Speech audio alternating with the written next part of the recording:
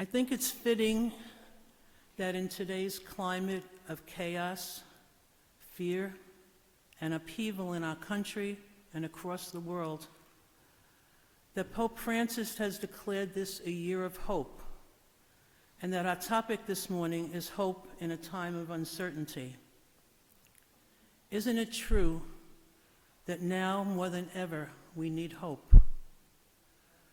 I'd like to spend just a few minutes sharing some thoughts that have been occupying my mind during the past weeks, and I'm sure many of you have had some of these same thoughts.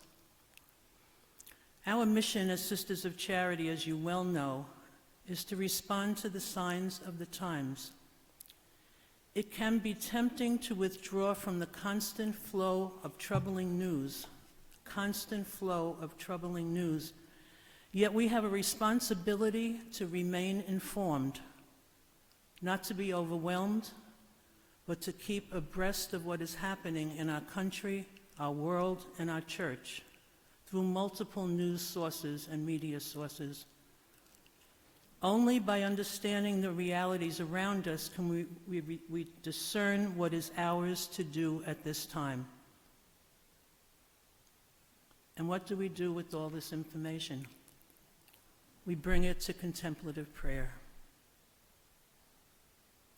All that has happened in our country in the last few weeks, especially the executive orders that harm migrants, the undocumented, marginalized communities, and those struggling with their identities, compel us to take a stand.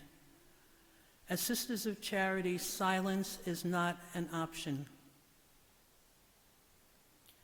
We may not yet be certain of the exact ways we're called to respond, but respond we must.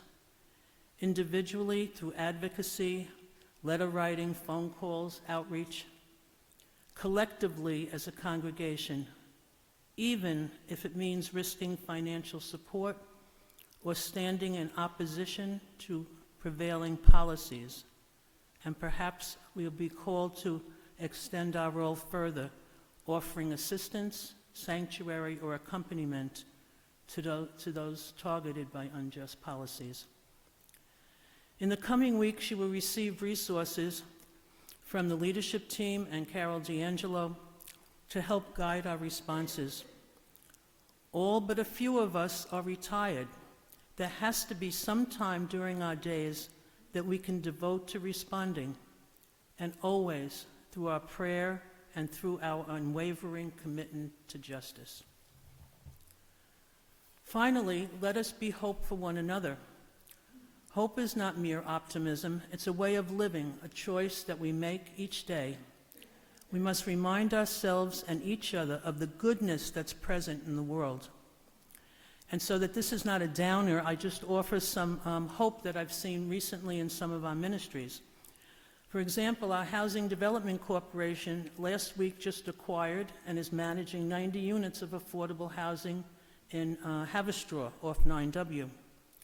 Our sisters in Guatemala have opened a new clinic in Santa Cruz, providing critical care to those in need. LEFSA, our street ministry, now feeds 2,000 people each month and also does computer, exercise, and nutrition classes. A student at the University of Mount St. Vincent has secured a fellowship from Network Catholic Lobbying Organization, while another is beginning an internship with the Federation of the Sisters of Charity at the UN.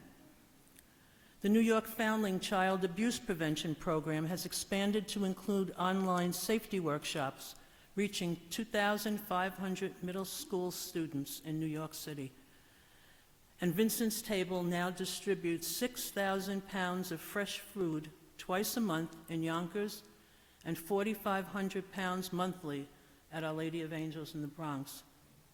These are just a few examples, and I know you have many more to share, but it's vital that we continue to lift up and celebrate these stories of hope. Pope Francis reminds us that hope is both a gift from God and a task entrusted to us. We are called to cultivate it, to share it, and to use it for the good of all, now more than ever.